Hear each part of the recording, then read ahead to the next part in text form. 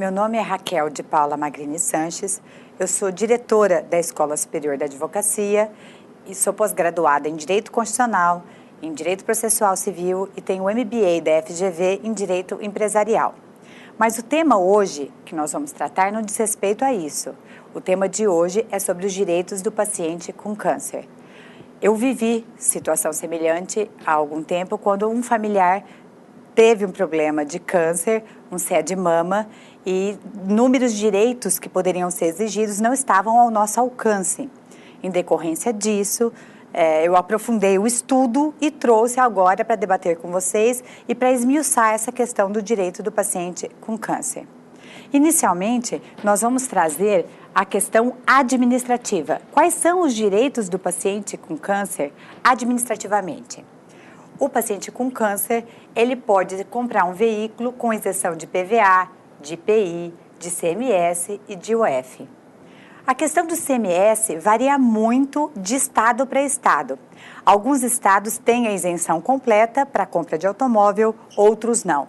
No nosso caso, aqui no Mato Grosso do Sul, há a isenção de CMS e no momento da compra do veículo, o portador de câncer deve trazer a documentação comprovando a sua moléstia, comprovando a necessidade e pedindo que seja retirado daquela compra o valor do CMS. Há um processo administrativo onde os médicos são chamados para avaliar, para atestar a deficiência física e que a moléstia ela é verdadeira. Mas não demora muito. Hoje, em torno de 3, 4 meses, o paciente com câncer consegue comprar o seu veículo com a isenção do ICMS. Eu selecionei algumas perguntas e respostas para que a gente possa otimizar o nosso trabalho e evidenciar alguns direitos que a gente vai tratar aqui. Um deles é a questão da previdência social.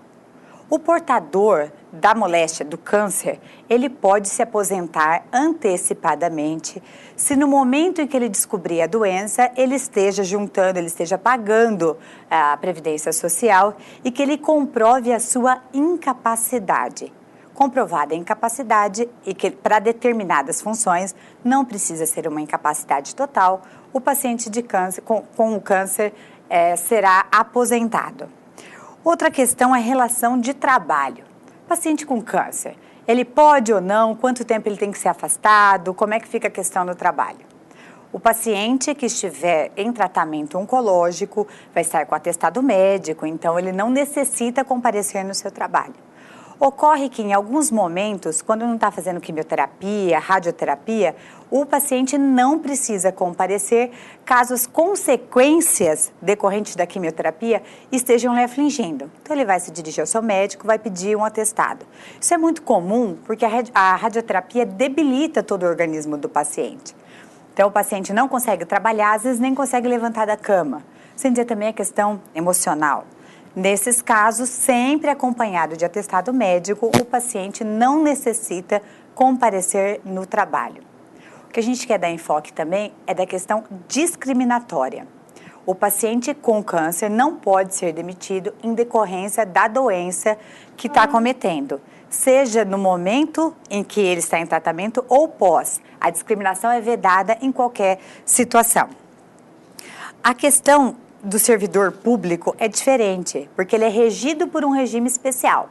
Mas ainda assim, sempre que estiver acometido da doença, em tratamento, estiver com atestado médico, o direito é assegurado de que ele tenha total tranquilidade para poder realizar o tratamento.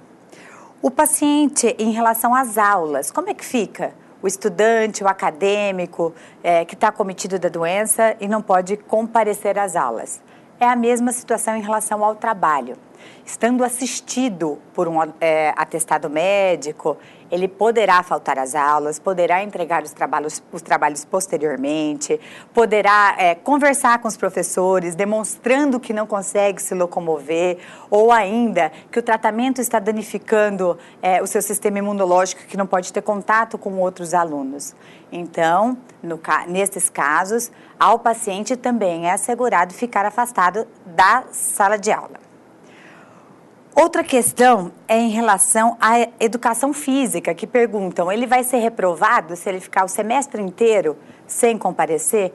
Não, o paciente com câncer tem o direito de não frequentar a educação física ou qualquer outro esporte ligado à sua debilitação em decorrência do tratamento.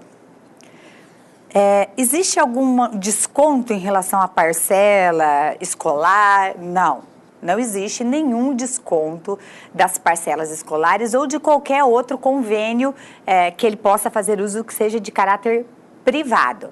As questões públicas que envolvem o paciente são questões de origem da saúde, não da questão privada de assistência ou de desconto, por exemplo, em cinema. A lei não garante desconto a cinema do portador com câncer. E a questão, como é que fica a questão da definição para fins das reservas do concurso público? Tem o paciente com câncer a deficiência que pode ser incluído no concurso público? Veja, alguns tipos de câncer causam debilitação física. Quem tem C de mama, às vezes tem que tirar as glândulas do braço e ficam sem a mobilidade.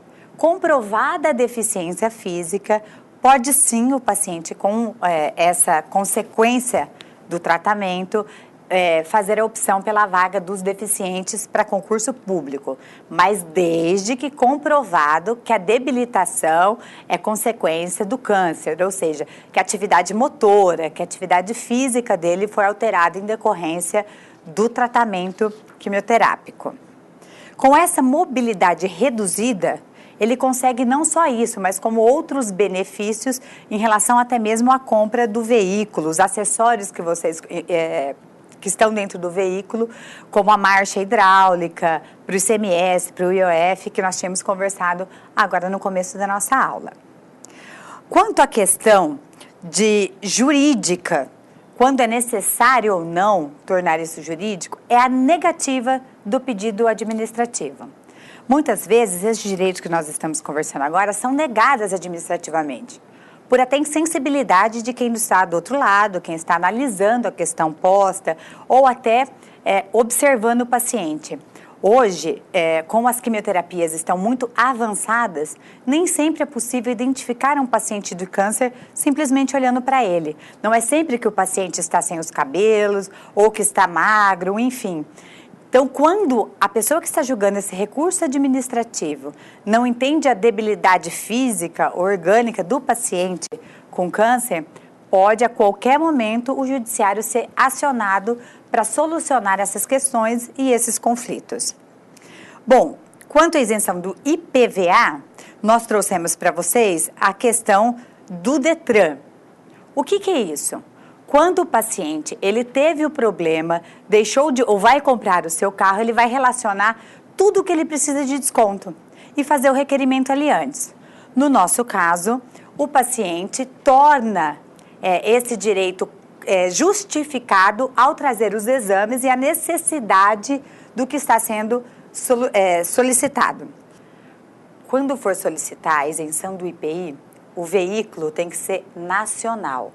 Esse IPI não se justifica nos veículos importados. E não precisa ser um paciente maior de idade para solucionar essa isenção. Qualquer representante legal pode solicitar, assim como 3 motoristas poderão ser cadastrados para dirigir esse carro.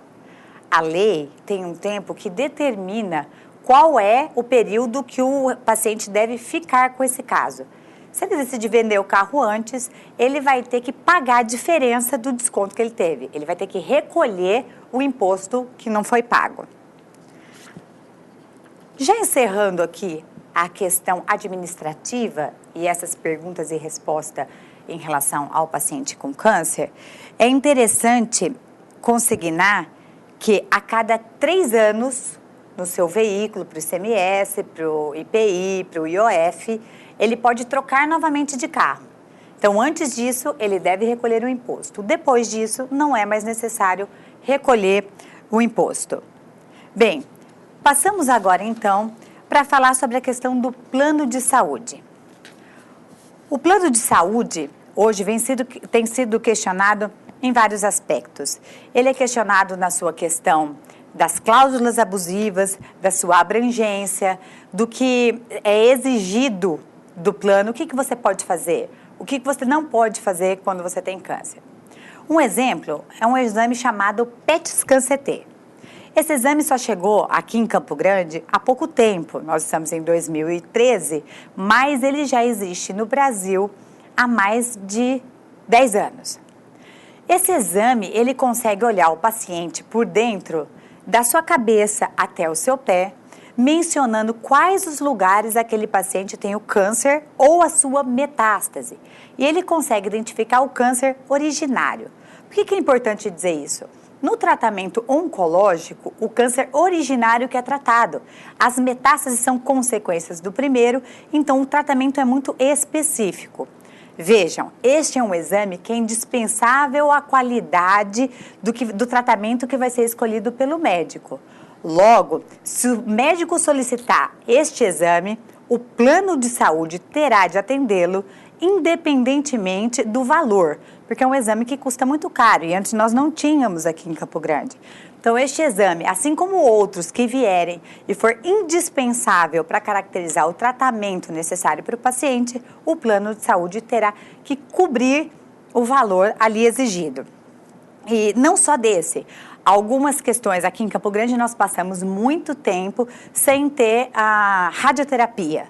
É outra questão indispensável à saúde do paciente. O paciente tem que se locomover de Campo Grande para outros locais para que possa ter o tratamento radioterápico. Nesses casos, o plano de saúde tem e deve cumprir o que o médico indicar. Se assim não proceder, com certeza será acionado judicialmente e terá que pagar todos os custos que envolvem o tratamento com câncer. E a questão da doença pré-existente e o plano de saúde? Alguns planos de saúde, quando contratado, eles afirmam que a doença já era pré-existente e, em decorrência disso, elas não estão acobertadas pelo plano de saúde. Isso também é muito comum em seguro de vida. Nesses casos, não tem como saber há quanto tempo você é portador da moléstia. Hoje mesmo a gente sabe de inúmeros exames que dizem que antes de nascer, você já sabe se você tem a célula que possui o câncer. Então não tem como falar em doença pré-existente. Diferente de quando você já está em tratamento médico com o câncer e contrata um plano de saúde. Se você não informar o plano de saúde, não tem como exigir o cumprimento e a cobertura do seu tratamento. Mas, se a doença já era pré-existente e essa doença precisa de tratamento, o plano de saúde deve acobertar se você não tinha ciência e foi o motivo de você não ter avisado o plano de saúde. E outros exames, como, por exemplo, a mamografia. A mamografia é um exame geralmente feito anual, quando a mulher não é portadora da moléstia, e ela deve fazer esse exame pelo menos 1 ou 2 vezes no ano, dependendo da idade. Os planos de saúde não têm admitido que esse exame seja feito mais de uma vez no ano. Deve sim fazer, desde que o médico explique o porquê que está pedindo, porque nem sempre fica clara a leitura de um exame. Então, qualquer negativa do plano de saúde, ela é ilegal e pode ser protegida pelo Poder Judiciário. Outra questão é quanto ao tratamento quimioterápico e as suas consequências. Um exemplo, algumas quimioterapias o paciente chega a perder os dentes, as unhas do pé, as unhas das mãos. Nesses casos, o plano de saúde deve acobertar qualquer consequência advinda do tratamento oncológico, não só o tratamento oncológico. O paciente perdeu os dentes, precisa ir no dentista. Comprovando o médico que a perda dos dentes foi decorrente do tratamento quimioterápico, deve sim o plano de saúde acobertar o custo desse tratamento que será realizado. Agora nós vamos cuidar dessas decisões judiciais que concedem ao paciente com câncer a abrangência maior do plano de saúde e as nulidades das suas cláusulas. Um exemplo é esse primeiro acórdão em que o Tribunal de Justiça do Mato Grosso do Sul anulou cláusula contratual que vedava ao paciente o direito de ter acesso a alguns medicamentos. Nesse caso, como podemos ver no acórdão, a interpretação das cláusulas contratuais de forma favorável ao consumidor, aplicação subsidiária do Código de Defesa do Consumidor, desnecessidade de declaração de nulidade que implicaria em casos não específicos. Nesse caso, o paciente precisava de um medicamento em que o plano de saúde se negava a entregar